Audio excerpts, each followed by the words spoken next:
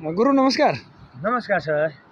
हजुर कताको यात्रा गर्दै हुनुहुन्छ नि? आज तपाईसँगै तपाईँ बर्दियाबाट आउनुभयो हिजो ठ्याक्कै कैलाली जिल्लाको धनगढी भन्दा लगभग 14-15 किलोमिटर धनगढी के अरे कैलाली जिल्लाको मुटुदै भनौँ अत्तरिया बजारमा हाम्रो भेटघाट भयो। उता बाँकेको कोहलपुर जस्तै हैन? हजुर बाँके कोहलपुर जस्तै। कोहलपुरबाट सुर्खेत जाँदाखेरि कस्तो छ त्यस्तै लोकेसन हो त्यताको पनि। त्यहाँबाट चाहिँ गोदावरी जानुपर्छ, अत्तरियाबाट गोदावरी, गोदावरीबाट बुढीतोला आउँछ। बुढीतोला? हजुर हजुर। बुढीतोला पछि अर्को ठाउँ भनेको त्योभन्दा माथि खानीडाँडा। खानीडाँडा पछि अलि अगाडि भासुभिर देख्न पाइन्छ। बाबा भासुभिर त हेरियो छ र, राम्रो रहेछ। डरलाग्दो छ नि है? एकदम डरलाग्दो छ।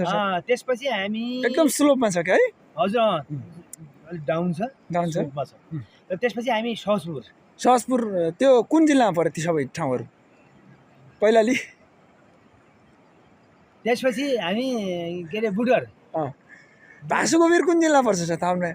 कैलालीमा। ए ल ठिक छ। त्यसपछि उता हाम्रो सहसपुरबाट सिधा हामी बुडर हुँदै गैराबाट हामी भत्काडा हुँदै डलद्रामा खाना खायो। त्यो त्यहाँ स्याउली बजारमा। स्याउली बजार पनि हेरियो। रमाइलो। थोरै 5 किलोमिटर जति उता डलद्राको सदरमुकाम के अरे गमगढी, अमरगढी। अनि त्यसपछि हामी दिपायलबाट सिलगढी हुँदै सबै हुँदै अहिले हामी लगभग बलदेव हुँदैछौँ। बेताल माण्डव हैन?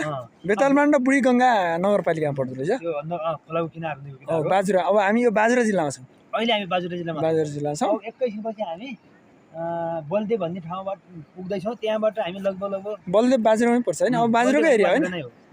त्यसपछि हामी बाजुराको सदरमुकाम मातडी जान्छौँ। मातडीबाट हामी कोल्टी जान्छौँ। त्यहाँबाट हामी बस चल्दैन किनभने बाटो अहिले ठिक छैन। हजुर हैन? लामा दिदीको गाडी पहिले चल्थ्यो। त्यहाँबाट हामी कोल्टी जाने प्रयास गर्नेछौँ। कोल्टीबाट हामी पिलिचोर जानेछौँ। पिलिचोर त्यहाँ पुग्नु पर्दैन। पिलिचोर भन्दा यतै नै पादुका हुँदै हामी झुगलाबाट दुलाचौर। हामी के अरे बाजुराको अछाम के अरे पिलिचोर के अरे धुलाचौर जानेछौँ। हिमाली गाउँपालिकामा पर्छ। त्यसपछि हामी ठ्याक्कै नदी क्रस हिमाली गाउँपालिकाको धुलाचौरबाट हामी नदी क्रस गरेर अनि खत्यार खोलातिर लाग्छौँ। खत्यार खोलाको तिरतिरै हुँदै हामी आफ्नो गन्तव्य खत्यार गाउँपालिका नै पुग्नेछौँ।